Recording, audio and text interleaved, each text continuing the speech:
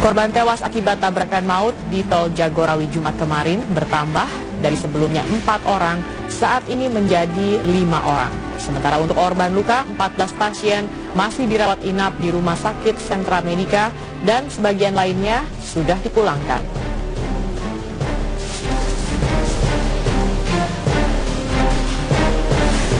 Akibat terus menurunnya intensitas hujan, Bendung Katulampa mengalami kekeringan. Kekeringan ini dimanfaatkan sebagian warga untuk mencari batu, bahkan ada juga yang memanfaatkannya sebagai sarana pendidikan.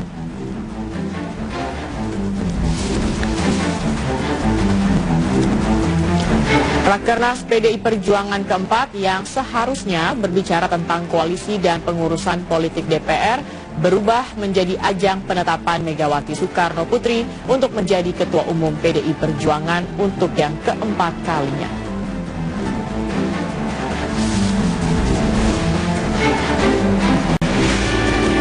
Kehadiran petinggi P3 dan PAN di Rakernas PDI Perjuangan menguatkan wacana kedua parpol akan mengubah haluan ke koalisi Jokowi JK. Namun kedua petinggi parpol tersebut mengaku kehadiran mereka hanya silaturahmi dan masih dalam koalisi merah putih.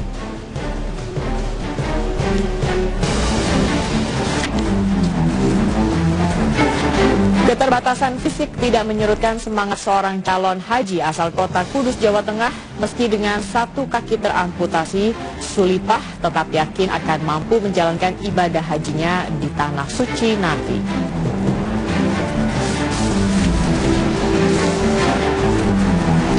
Dari mancanegara, Skotlandia menolak untuk memisahkan diri dari Inggris Raya. Dari total 32 wilayah pemilihan di Skotlandia, sebanyak 55,42% pemilih telah memilih untuk tetap berada di bawah Inggris Raya.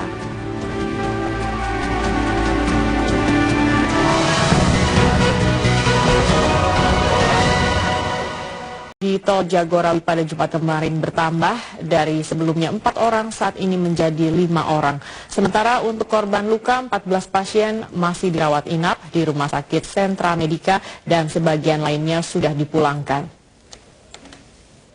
Tabrakan beruntun antara mobil, truk fuso, dan bus di kilometer 26 Jagorawi Jumat kemarin menewaskan 5 orang, di antaranya supir bus, bayi, dan penumpang bus.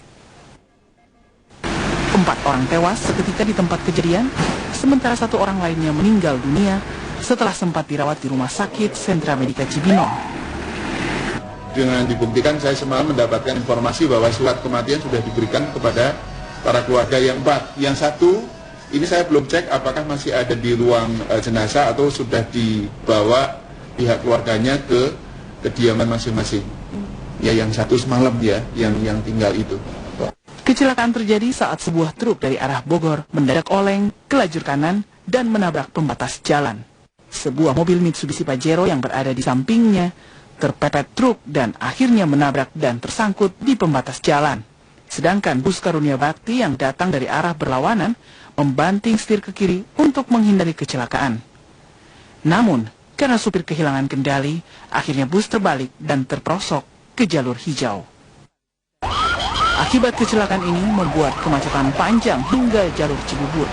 Evakuasi korban tewas dan luka langsung dilakukan petugas tol dan jasa marga yang seluruhnya dibawa menuju Rumah Sakit Sentra Medica Cibinong. Tim Liputan Metro TV. Jagorawi kilometer 26 menantikan penanganan lanjutan dari tim medis Rumah Sakit Sentra Medica Cibinong. Beberapa korban yang mengalami cedera berat masih berada di ruang gawat darurat untuk segera dioperasi.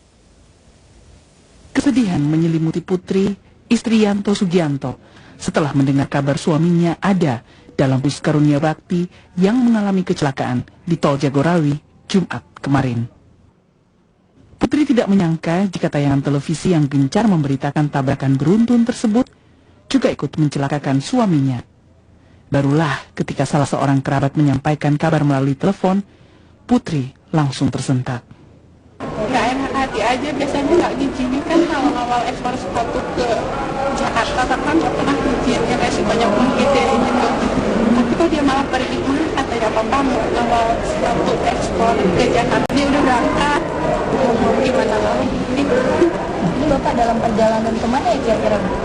Katanya mau pulang. pulang, kecelakaannya mau pulang katanya.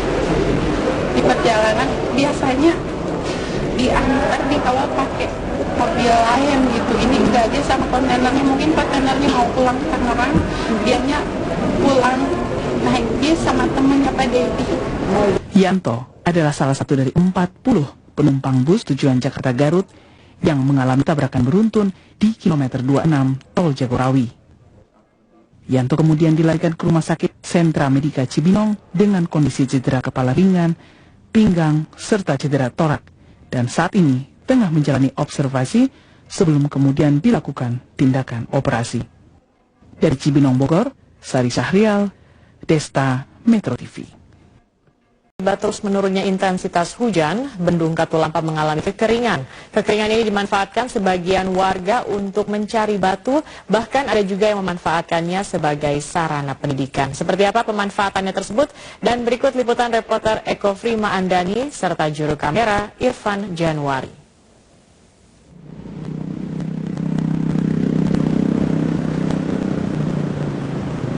Jika biasanya Bendungan Katulampa selalu dijadikan oleh masyarakat Jakarta patokan untuk melihat debit air, untuk mengantisipasi terjadinya banjir, namun kali ini kondisinya jauh berbeda. Bendungan Katulampa mengalami kekeringan. Hal ini sudah hampir terjadi kurang lebih selama 5 hari belakangan ini. Penyebabnya, kekeringan terjadi dengan minimnya intensitas hujan atau curah hujan yang terjadi di daerah Bogor dan sekitarnya. Hal ini langsung membuat aliran air menuju ke Jakarta tampak mulai kekeringan. Hanya terlihat batu-batu beton pemecah air dan juga sampah-sampah sisa bawaan air yang terlihat. Namun sebaliknya, dari aliran air menuju Bogor masih terlihat ada aliran dikarenakan lebih diutamakan untuk mengairi perairan sawah di Bogor dan juga Istana Bogor. Dan kekeringan ini sendiri dimanfaatkan oleh sejumlah warga. Ada yang melakukan aktivitas untuk mencari batu dan juga pasir, dan ada juga sebagai sarana belajar mengajar. Hal ini dilakukan oleh mahasiswa IPB. Mereka melakukan orientasi siswa dan juga melakukan pembelajaran untuk bagaimana melihat struktur jembatan yang ada di Katulampa ini. Dari Bogor, Jawa Barat, Eko Primandani, Irfan Januari, Metro TV. Pemirsa, meski masih terjadi kegempaan tremor selama 6 jam terakhir, aktivitas Gunung Slamet pada hari ini cenderung semakin menurun. Sementara aktivitas warga di sekitar kawasan gunung berangsur normal, termasuk pasar tradisional dan aktivitas pertanian. Posko pengamatan Gunung Slamet di Desa Gambuhan mencatat hanya ada sekitar 16 kali gempa tremor dengan kadar lemah selama 6 jam terakhir. Asap yang mengepul di permukaan kawah juga mulai menipis, bahkan lontaran material dan suara dentuman dari Gunung Slamet juga sudah tidak terdengar lagi. Turunnya aktivitas Gunung Slamet diikuti dengan meningkatnya aktivitas warga di sekitar kawasan Slamet. Sejumlah sentra sayur mayur dan pasar-pasar tradisional kini mulai ramai didatangi pembeli. Sebagian warga juga sudah kembali ke lahan pertanian mereka. Warga yang mendatangi posko pengamatan Gunung Slamet pun juga mulai berkurang. Meski warga sudah kembali beraktivitas, namun pihak posko pengamatan masih menerapkan status siaga dengan larangan aktivitas sejauh 4 km dari puncak kawah.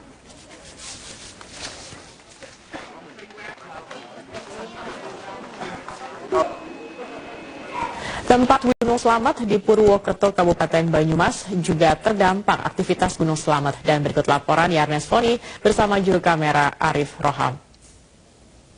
Aktivitas Gunung Slamet yang belakangan ini kembali meningkat, mempengaruhi beberapa tempat wisata yang berada di beberapa kabupaten yang berada di dekat dengan Gunung Slamet, seperti kabupaten dari Banyumas dan juga Purbalingga. Dan di tempat saya berada, yakni di salah satu wahana wisata dari Batu Raden, di tempatnya ada sekitar 9 wahana dan juga berada sekitar 8 km jaraknya daripada puncak dari Gunung Slamet. Saya akan mewawancarai salah satu UPT yang bertugas bagaimanakah sebenarnya saat ini kondisi dari tempat wisata ini. Pak Toto, ada informasi yang diberikan buat masyarakat Pak supaya nggak panik saat datang ke tempat wisata ini Pak? Saya informasikan semua yang mau wisata yang mau ke Batu Raden diharapkan jangan takut. Karena apa?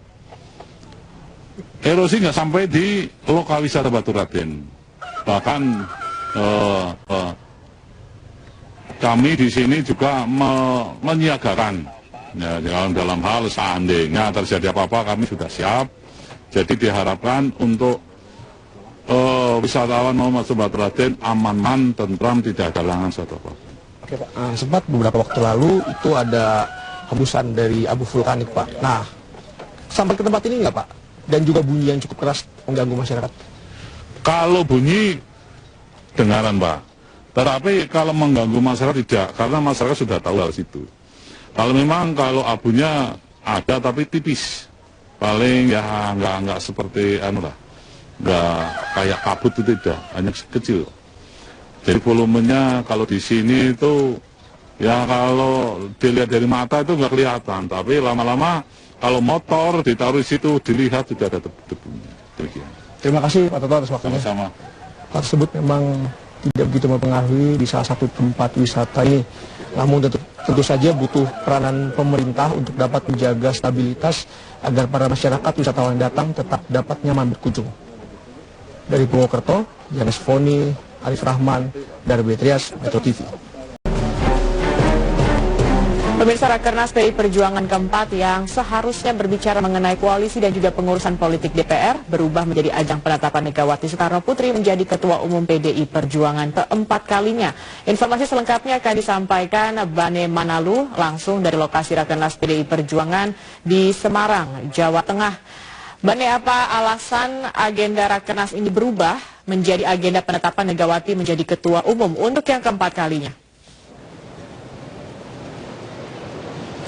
Ya Zakia, ini ada dua hal yang menarik dalam Rakernas PDI Perjuangan ini. Yang kemarin adalah kehadiran dari elit P3 dan elit PAN. Dan hari ini, dari yang seharusnya berbicara tentang peta koalisi, berubah menjadi jawaban dari Megawati atas permintaan atau usulan Jokowi tadi malam yang meminta Megawati kembali menjadi Ketua Umum PDI Perjuangan yang keempat kalinya. Dan setelah ditanggupi Megawati, berikut petikan pernyataan Megawati. Ketua Umum, karena itu adalah hak di Kongres, tetapi bukan berarti dilarang, karena sebagai sebuah aspirasi yang nanti akan menjadi sebuah rekomendasi. Jadi karena itu juga seluruh permintaan dari peserta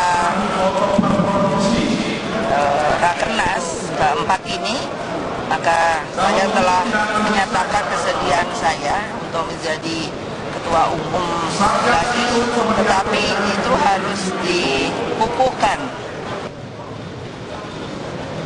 Ya Zakia, untuk mengetahui apa alasan dari pengurus DPD PDI Perjuangan untuk meminta kembali Megawati menjadi Ketua Umum, sudah bersama saya Ketua DPD Jawa Barat, TB Hasanuddin.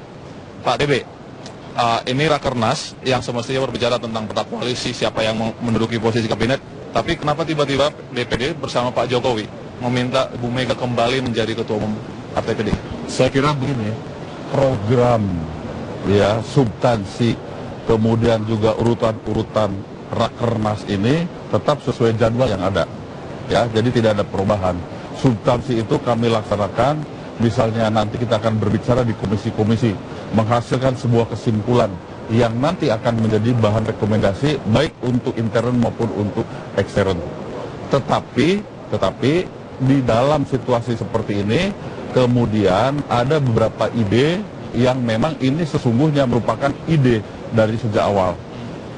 Pada tanggal 14 September yang lalu kami di Gadog itu berkumpul seluruh ketua DPD se-Indonesia, kemudian duduk satu kursi sambil makan, ada pertemuan non formal membahas situasi intern maupun situasi ekstern di luar. Tapi bisa dianggap bahwa PDI Perjuangan tidak pede, tidak percaya diri jika tidak dipimpin seorang Megawati. Sebentar dulu. Nah, kemudian dari situ kita memikirkan bagaimana ya agar situasi itu bisa tetap terkendali, agar supaya partai ini firm, maka dibutuhkan seorang pemimpin yang memang memiliki pengalaman dan cukup kuat. Nah, lalu itu digelindingkan dan pada saat itu kami kan balik ke DPD masing-masing, didiskusikan juga dengan kader. Nah, Kemudian tadi malam setelah kami melaksanakan sidang-sidang, rapat-rapat sampai dengan pukul 2, ya, kita diskusikan dengan 33 ketua DPD, dan pagi ini ya permohonan kepada Ibu Ketua Umum ya, kemudian untuk meminta Ibu Ketua Umum menjadi Ketua Umum lagi pada masa bakti 2015-2020 ya, dan alhamdulillah ya beliau juga menerima. Semua itu membuat terkejut. Tapi juga yang saya katakan tadi, Pak, ya, kalau misalnya Bu Mega memang memiliki karakter yang kuat, namun bukankah nanti PD Perjuangan tergantung pada sosok seorang Megawati, apakah kalian tidak akan khawatir? Tidak. Saya kira tidak. Ya, saya kira tidak. Dan kalau berbicara yang dikhawatirkan itu kan adalah regenerasi. Kami pun berjalan. Ibu Mega Ketua Umum, tapi kan tidak mencalonkan lagi sebagai Presiden. Ya, yang kita calonkan adalah kader terbaik, adalah Pak Jokowi. Jadi ada satu sisi yang memang kami butuh dalam situasi seperti ini, tapi di satu sisi bahwa program-program regenerasi itu berjalan tetap dengan baik. Tapi yang menarik disampaikan oleh Pak Joko Widodo, dan ada juga kekhawatiran orang-orang banyak sebelumnya bahwa ketika Joko Widodo menjadi presiden, bisa jadi dia berpeluang menjadi ketua umum juga. Tapi apakah itu sekaligus? Setahu saya tidak mendapatkan data bahwa Pak Jokowi itu siap menjadi ketua umum. Ini kan kekhawatiran orang. Ya, itu khawatir orang, tapi kan harusnya kekhawatiran itu, orang-orang yang khawatir itu tanya saja Pak Jokowi. Pak Jokowi dengan tulus ikhlas tidak ada keinginan untuk menjadi ketua umum itu. Jadi tidak ada masalah.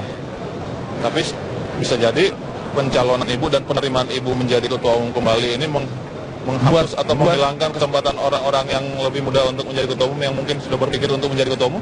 Saya kira begini, ini kan demokrasi, ya. Kita di sini sudah melebihi dari forum. Artinya kalau ini juga dibawa menjadi setengah, seperti setengah dari Kongres, sudah bisa. Tetapi tentu kami tidak akan keluar dari ADART. Finalnya, sesungguhnya, ya, resminya kita akan selesaikan nanti di Kongres pada kira-kira bulan April tahun depan, begitu. Artinya kalau secara de facto Kongres kalau sekarang kami menyampaikan kemudian aspirasi kami dari yang hadir, kemudian dan alhamdulillah ya kami bangga, kami bersyukur beliau bersedia. Kalau misalnya tetap Ibu Megawati menjadi ketua umum dan tetap tersentral pada seorang Ibu Megawati, regenerasi yang seperti apa sih yang Bapak bilang selain memilih seorang Jokowi? Jokowi kan sekali 5 tahun belum tentu juga ada, Pak. Saya kira begini, kebetulan Pak Jokowi hadir dan lahirlah ya di era seperti sekarang. Artinya ya ayam berkokok itu supaya dicatat nih, itu karena matahari terbit. Jangan kebalikannya. Bahwa matahari terbit karena ayam berkokok. Tidak. Ya, partai ini besar lalu lahirlah nanti kader-kader yang mumpuni. Pada zamannya akan ada lagi. Jadi tidak usah khawatir lah. Terima kasih, Pak. Iya, terima kasih. Demikian Zakia, penjelasan dari Ketua DPD Jawa Barat, Tb Hasanuddin. Banyak perjuangan di Semarang, Jawa Tengah menjadi sinyalemen merapatnya Partai Persatuan Pembangunan P3 dan juga Partai Amanat Nasional PAN. Apakah ini menandakan rapuhnya koalisi Merah Putih? Berikut liputannya. Kehadiran petinggi P3 dan PAN, partai pengusung Prabowo Subianto, menguatkan wacana kedua parpol akan mengubah haluan ke koalisi Jokowi JK. Namun kedua petinggi parpol tersebut mengaku kehadiran mereka hanya silaturahmi dan masih dalam koalisi Merah Putih. Meningkatkan hubungan yang lebih baik dengan semua partai-partai politik termasuk dengan PDIP, ya. Jangan ditafsirkan terlalu jauh karena untuk sementara ini Partai Amanat Nasional masih mengokohkan diri di barisan Merah Putih. Tapi kita lihat nanti karena ini adalah perkembangan partai politik yang sangat dinamis. Ketua Umum DPP PDI Perjuangan Megawati Soekarno Putri secara tersirat menyatakan masih terbuka bagi elemen kekuatan bangsa untuk bergabung dengan Jokowi JK. kepemimpinan Jokowi JK, saya yakini akan membuka tangan lebar-lebar bagi seluruh kehendak baik agar bangsa ini kembali menemukan kebanggaannya sebagai bangsa. Kehadiran PAN dan P3 dalam Rakernas PDI Perjuangan dinilai sebagai langkah politik yang membuka peluang bergabung ke koalisi Jokowi JK. Praposisi, kan, untuk kemudian nanti para penyusunan kabinet lihat. Tapi sebelum penyusunan kabinet tanggal 1 Oktober itu, artinya 1 atau 2 Oktober. Artinya kedua partai yang hadir di Rakernas itu berpeluang untuk gabung. Saya pikir ya punya potensi ke arah sana. Konstelasi politik Partai Koalisi Merah Putih lebih dulu goyah setelah Partai Demokrat memutuskan mendukung pemilu kada langsung dalam pembahasan RUU Pemilu Kada di Parlemen. Padahal sebelumnya Partai pimpinan SBY itu bersama Koalisi Merah Putih mendukung pemilu kada melalui DPRD. Tim Liputan Metro TV. Setelah jeda pariwara dilakukan tim identifikasi Polres Poso di rumah korban Muhammad Padli 50 tahun berlangsung selama 2 jam. Penyelidikan ini dilakukan guna melengkapi berkas pemeriksaan serta gambaran kronologis kejadian secara lengkap. Namun pihak kepolisian belum menyebutkan temuan barang bukti pelaku. Berdasarkan keterangan bapak mertua korban, aksi penganiayaan dan pembunuhan oleh kelompok yang bertopeng dilakukan di depan istri korban. Para pelaku yang menggunakan baju loreng serta membawa senjata laras panjang langsung menganiaya dan memaki korban di depan istrinya sebelum diseret keluar rumah dan dibunuh. Kapolres Poso AKBP Susnandi menjelaskan, hasil olah TKP sementara, sejauh ini polisi telah menemukan beberapa petunjuk baru motif dari para pelaku. Pihak kepolisian sedikitnya telah memeriksa dan memintai keterangan 3 orang saksi yang mengetahui kronologis pembunuhan, termasuk istri korban yang bernama Syahli. Sejauh ini kita belum menangkap pelakunya, tetapi patut diduga ada dari kelompok radikal dari kelompok radikal yang ada di Poso demikian. Termasuk jaringan Santoso, Pak? Kita belum tahu, karena memang kita belum menangkap ataupun belum mendalami dari hasil penyelidikan. Ya. Pasca kejadian pembunuhan di lokasi kejadian, aparat kepolisian Resort Poso menerjunkan sedikitnya 1 peloton brimob bersenjata lengkap yang dibantu oleh 2 regu personil TNI dari Kesatuan Kodim 1407 Poso. Dari Poso, Sulawesi Tengah, Subandi, Metro TV. Berplat luar kota juga terjadi di kota Bandung, namun sebagian besar warga Bandung menolak wacana tersebut. Dan berikut wawancara reporter kami Valentina Simamora pada sejumlah warga kota Bandung.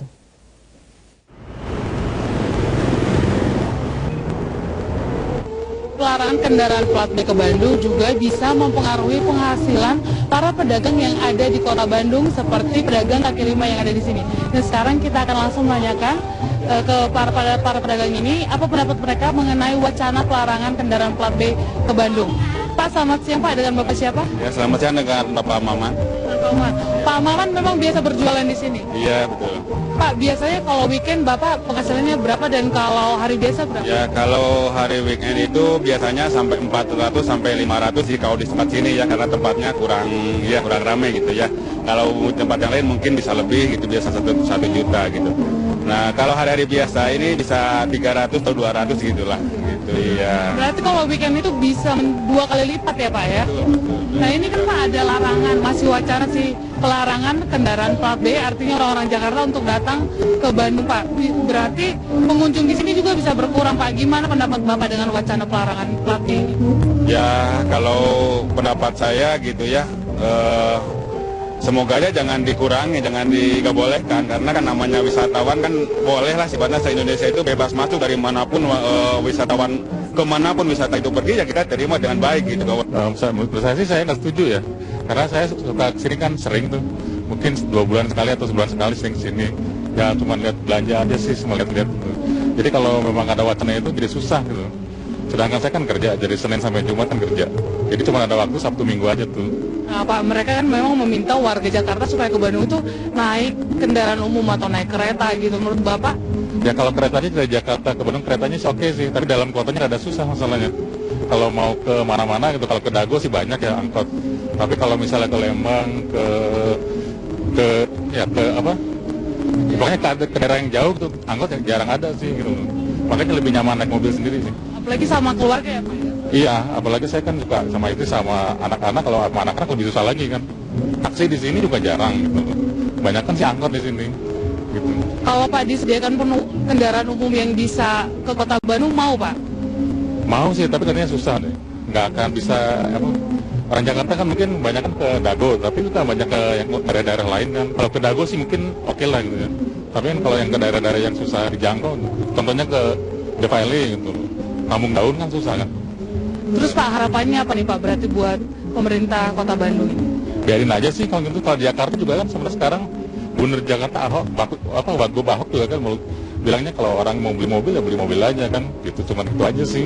Tidak sangat tidak mendukung. Kenapa Pak? Karena itu Kota Bandung, kota kuliner, banyak di luar kota masuk ke Bandung, rata-rata Jakarta yang mayoritas Jakarta sering ke Bandung. Tapi kan Bapak kan juga melihat kalau macetnya semakin parah, Bapak nggak terganggu, nggak masalah dengan kemacetan ini? Untuk kemacetan ya biasa saja sih, nggak terganggu kalau menurut saya. Kemacetan memang satu masalah yang harus kita cari solusinya. Namun pariwisata dan ekonomi warga juga satu masalah yang tidak kalah pentingnya. Dan baiknya pemerintah harus mencari solusi tanpa menimbulkan solusi di sektor yang lainnya. Dari Bandung, Jawa Barat, Valentina Siomora, Tabago, Metro TV. Mengkaji wacana pembatasan mobil pribadi dari Jakarta menuju Bogor, Pemkot Bogor berencana mengintegrasikan angkutan umum di Bogor sebagai pengganti mobil pribadi. Wacana pembatasan mobil pribadi berplat B atau mobil pribadi asal Jakarta yang akan menuju Bogor mendapat berbagai tanggapan pro dan kontra dari berbagai pihak. Namun Pemkot Bogor mengaku wacana atau rencana ini sudah sedemikian matang, bahkan sudah mendapatkan dana hibah sebesar 50 miliar rupiah dari Pemprov DKI Jakarta. Wakil Wali Kota Bogor Usmar Hariman membantah pembatasan ini semata-mata menghadang mobil pribadi dari luar Kota Bogor menuju dalam Kota Bogor. Namun rencana ini sebagai suatu terobosan untuk mengoptimalkan transportasi publik.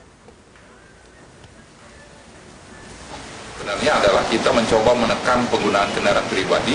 Di dalam kendaraan pribadi itu sendiri ada yang plat B, ada yang plat F, dan lain sebagainya.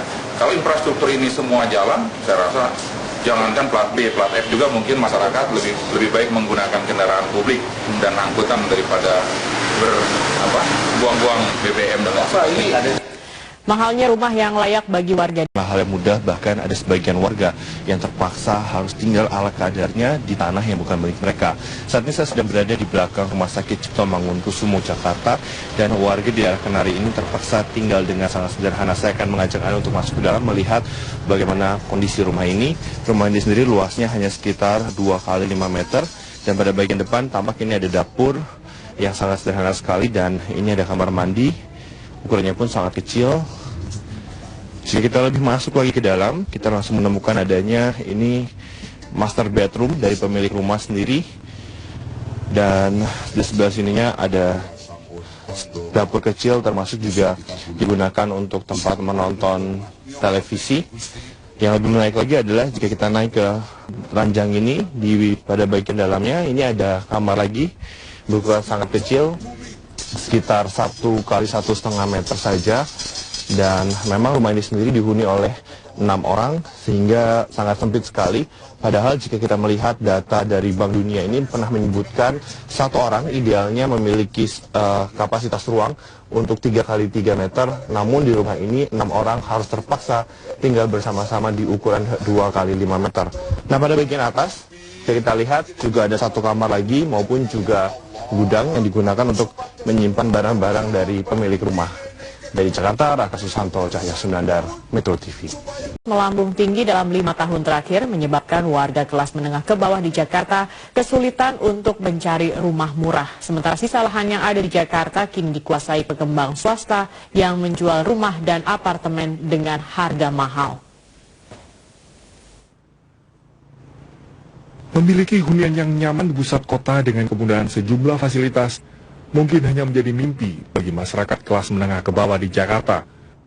Hal ini tidak terlepas dari meningkatnya harga properti hingga 50% setiap tahunnya. selama periode 2009 hingga 2013. Selain itu, terbatasnya ketersediaan rumah menjadi salah satu penyebab masyarakat dengan penghasilan menengah ke bawah sulit memiliki rumah hunian. Data Kementerian Perumahan Rakyat mencatat kebutuhan masyarakat untuk memiliki hunian mencapai 800.000 unit per tahun. Namun pemerintah dan pihak swasta hanya mampu menyediakan sekitar 200.000 unit saja. Ini berarti hanya 25% kebutuhan rumah rakyat yang dipenuhi.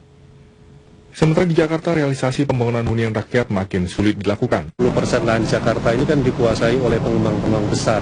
Nah, oleh karena itu, pemerintah pusat dan juga pemerintah Provinsi DKI serta BUMN dan juga BUMD harus melakukan persediaan lahan kota atau land banking di tengah kota, di kawasan-kawasan strategis kota, yang terutama di kawasan yang berdekatan dengan transportasi massal, baik itu kereta api maupun bis Transjakarta. Tanpa itu, sulit untuk mewujudkan usulan Pak Ahok untuk membangun perumahan yang murah, hasilnya rusunawa di tengah kota. Saat ini Jakarta hanya memiliki sekitar 33% saja lahan yang tersedia. Hal ini belum termasuk 10% sisa lahan yang digunakan sebagai ruang terbuka hijau, sementara 22% sisanya dikuasai oleh pengembang properti dengan segmen masyarakat kelas menengah atas. Pertanyaan selanjutnya, bagaimana nasib kelas menengah ke bawah untuk memiliki hunian yang layak di perkotaan? Dari Jakarta, Raka Susanto, Cahaya Sunandar, Metro TV. Batasan fisik tidak menyurutkan semangat seorang calon haji asal kota Kudus, Jawa Tengah, Sulipah, 69 tahun. Meski dengan satu kaki teramputasi lantaran penyakit diabetes, Sulipah tetap yakin akan mampu menjalankan ibadah hajinya di Tanah Suci nanti. Seperti apa sosok dan perjuangan Sulipah? Berikut liputannya. Di antara ratusan jamaah calon haji asal kota Kudus yang tiba di asrama Haji Donohudan, Embarkasi Solo, Jawa Tengah, ada seorang ibu yang duduk terpisah di kursi roda di pojok ruang jedah. Ditemani suaminya Sodikun, calon haji bernama Sulipah ini menunggu pemeriksaan kesehatan akhir di Poliklinik Embarkasi sebelum diberangkatkan ke Tanah Suci. Sulipah tergabung dalam kloter 42 Embarkasi Solo. Ditemui setelah pemeriksaan, Sulipah menceritakan karena penyakit diabetes yang dideritanya, dia harus merelakan satu kakinya diamputasi sekitar 8 bulan lalu. Meski harus berjalan dengan tongkat penyangga atau kursi roda, Sulipah tetap yakin mampu menjalankan ibadah hajinya. Selain pendampingan suami dan petugas haji, Sulipah mengaku telah menyiapkan obat-obatan pribadi sebagai antisipasi selama berada di Tanah Suci nanti. Udah 8 tahun. 8 tahun. Tapi motornya baru 8 bulan. 8 bulan. Sampai sekarang. Bu, dengan kondisi ini Ibu nanti di sana mampu ya Bu melaksanakan ibadah haji ya Bu? Insya Allah. Sulipah berharap perjuangannya menjalankan ibadah haji mendapat ridho Allah. Seperti halnya saat ini, dia mendapatkan anugerah istimewa, diberi kesempatan menunaikan ibadah haji. Dari Klaten, Jawa Tengah, Iwan Purwoko, Metro TV. Di Tanjung, ratusan ribu lainnya melaksanakan ibadah di halaman ataupun juga di teras masjid. Untuk informasi terkini, kita telah bergabung bersama Andi Setia Gunawan yang melaporkan langsung dari Mekah, Arab Saudi. Andi, apa saja yang perlu diperhatikan jamaah yang saat ini sedang melaksanakan ibadah di teras maupun juga di halaman Masjidil Haram? Baik Zakia, 2 minggu jelang puncak pelaksanaan ibadah haji yakni wukuf di Arafah, ratusan ribu jamaah terus datang ke kota Mekah, dan ini terlihat ketika jelang pelaksanaan sholat fardu di Masjidil Haram. Ribuan jamaah datang dari berbagai sudut jalan menuju Masjidil Haram ini. Jika mereka datang paling telat 1 jam sebelum pelaksanaan sholat fardu, maka mereka bisa dipastikan tidak bisa masuk ke area dalam masjid, karena biasanya seluruh pintu masjid sudah ditutup. Ini untuk menghindari terjadinya penumpukan jamaah di bagian dalam, menghindari terjadinya hal yang tidak diinginkan. Nah, mereka kemudian melaksanakan ibadah di teras atau halaman sekeliling masjid. Di teras ini selain orang yang beribadah, juga orang berlalu lalang. Ada yang mengenakan sepatu, sandal, atau ada yang tanpa alas kaki. Nah, menyadari hal itu, maka sebelum pelaksanaan sholat ataupun setelahnya itu membersihkan lantai marmer di halaman masjid ini menggunakan alat yang kami sebut macam bumper car, itu dengan membersihkan lantai dengan menggunakan cairan disinfektan atau cairan untuk membasmi kuman atau bakteri. Nah, ini perlu menjadi perhatian jamaah adalah bagi mereka yang mempunyai kulit yang sensitif, sebaiknya setiap masuk ke area masjid menggunakan alas kaki, apakah itu sandal, sepatu atau kaos kaki. Nah, ini untuk menghindari banyaknya keluhan dari jamaah asal Indonesia yang gatal-gatal atau bahkan mengalami kulit kaki yang pecah-pecah. Demikian Zakia, laporan sementara dari samping selatan Masjidil Haram dari Kota Mekah. Baik, kami akan terus tunggu bagaimana perkembangan di sana. Terima kasih Andi Setia Gunawan atas informasinya.